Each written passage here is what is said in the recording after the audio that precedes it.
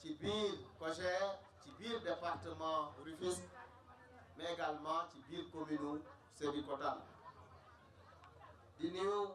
bu baax a baax ñi nga xam ni ñooy les maires yi fi teew fii ci jotaay bi ak le président du conseil départemental honorable député Souleymane Ndoye, tête de liste de la coalition Benno Bokk Yaakaar ci département Rufisque, également les maires de Bargny, Gaye Abou Seck, le maire de Tivaouane Peulh Niague,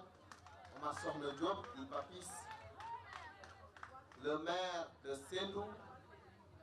Daouda Diaw, le premier adjoint au maire de la commune de Diamniadio, Aliou Sané. Di nuyu également les autres investis sur la liste nationale yi fi nekk muy Ousseynou Diallo mais également suñu sœur Adji Fatou Faye. Di nuyu toute la délégation bi ñu àndal teew fii tey. Di nuyu nag bu baax suñu sœur di coordonnatrice nationale bu COJER Thérèse Faye Diouf ak délégation bi mu àndal yëpp ñu ràññee ci madame le maire de Ndiafate ñoom Mayeko ak délégation bi nga xam ni ñoom la ñu àndal ñoom ñëpp leen wax ni am nañu mbégte tey au nom de la coordination départementale de Rufisque de l'APR et de la coalition Benno Bokk Yaakaar répondre à l'invitation bi ngeen ñu jox pour ñëw teew fii tey ci waxtaan wu am solo bu ngeen def au niveau des 5C. Rufisque ñetti pôle la d'abord les 3C muy Rufisque Nord, Rufisque Ouest ak Rufisque Est ñëw ngeen fa. Les 5C Bargny, Sébikotane, Diamniadio, Sendou, Yène ñëw ngeen fi tey mu dese leen les 4C Bambilor, Sangalkam, Jaxaay, Tivaouane Peulh Niague te xam naa ni Thérèse di ko programmé di wax ni lii ngeen def tey lu am solo la. Thérèse ñu ngi lay féliciter parce que bi nga yoree COJER ba léegi sentir nañu un certain dynamisme de la jeunesse du parti. ñu mën koo seede parce que dañuy taseeg yow ci instance yu bare dañuy taseeg yow aussi ci ay yu mel nii nga wane fulla wane fayda wane engagement aux côtés du président Macky Sall. C'est la raison pour laquelle ñu ngi lay gërëm ñu ngi lay sant ñu ngi lay encourager ci démarche bi nga di def muy démarche pour informer, démarche pour massifier le parti, démarche également pour préparer des victoires futures. Victoire future, ñu ngi jëm ci élection le 30 juillet 2017. Liste yi bare na toll na ci ñeent fukk ak juróom ñaar loolu ëpp na mais ñun liste yi lu ñu bare ñun benn liste moo ñu ci intéressé benn muy bu Benno Bokk Yaakaar couleur marron beige boppu fas jeex na la ca biir kuñ ci bind ak kuñ ci bindul amul solo li am solo mooy le 30 bu jotee tey leen a jóg fexe d'abord récupérer seen carte parce que carte yi des na nit ñi farlu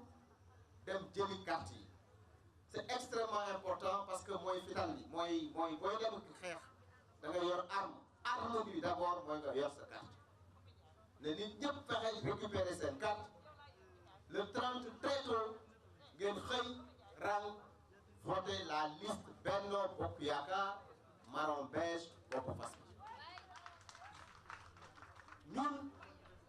am nañu confiance ci président Macky Sall lu mu def baax na def na ay investiture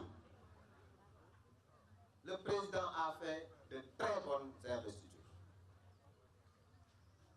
investir na ñi nga xam ni ñoom la ñu yaakaaroon ni war nañ leen investir moo xam titulaire lañu moo xam suppléant lañu ñooñu ñëpp incha allah ci département de Rufisque Thérèse dinañu voter massivement cette liste et incha allah fa mu daan jaar lay jaar wala fu ko raw maanaam une victoire écrasante amuñu sikk sàkk fii ci département Tëngéej que coalition Benno Bokk Yaakaar mooy gagné élection yi mais bëgguñu yem foofu incha allah dañu bëgg ñu gagné avec la manière mooy gagné avec un très grand pourcentage loolu mooy suñu ambition mais amuñu xel ñaar parce que def nañu cartographie politique du département def nañu vision def nañu li nga xam ni mooy le rappel des troupes xool nañu les forces yi nekk en présence dans le département mais il n'y aura pas photo pour l'APR et pour la coalition Benno Bokk Yaakaar li des rek ñu koy ñaan ñëpp mooy ñu bokk ndey ñu bokk baay unité cohésion discipline au sein de l'APR et au sein de la coalition Benno Bokk Yaakaar loolu la ñuy ñaan c'est tout loolu bu amee incha allah dinañu am ndam boo xam ni foo ko natt dina ko weesu te ndam loolu li ñu koy njëkk a may mooy dañu am un président de la République qui s'appelle Macky Sall et qui a fait un excellent travail depuis 5 ans dans ce pays wax nga ko léegi Aminta xam naa bu ko temps bi mayoon sax man nga ciy gën a sore sur le bilan du président Macky Sall à travers le PSE et ses 3 axes.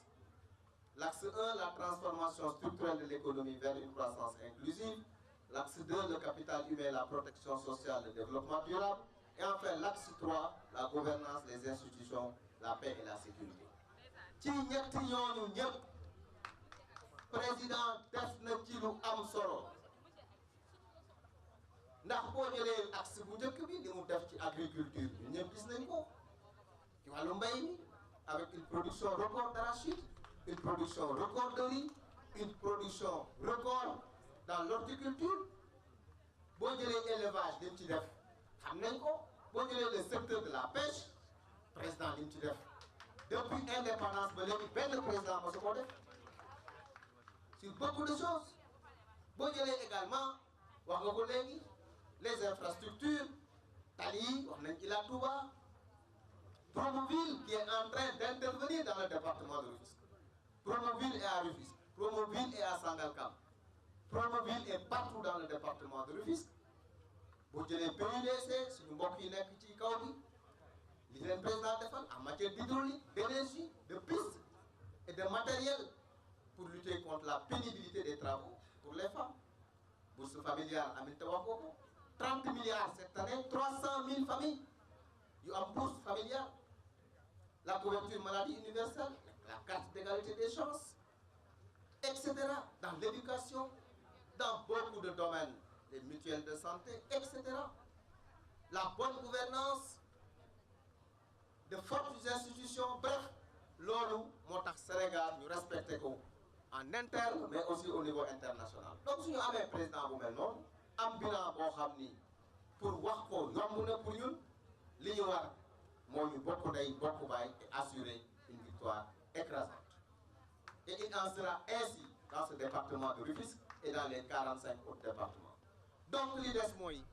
nañu góorgóorlu COJER ñu ngi leen di féliciter vraiment COJER 5C yëpp gis nañ leen seen taxawaay et je sais que vous serez les fers de lance de la victoire bi nga xam ni moom la ñuy am le 30 juillet au soir. Encore une fois, je félicite Aminata Lo. C'est une brave jeune dame. Aminata. Elle a un travail excellent. Moi, c'est le loco, Thérèse. Mais également le jeune Aziz Konaté. Très engagé également Aziz. Aux côtés du président Macky Sall, à nos côtés, dans le département de Rufisque. Donc, Lola Amond Lenko. C'est sur leral.net.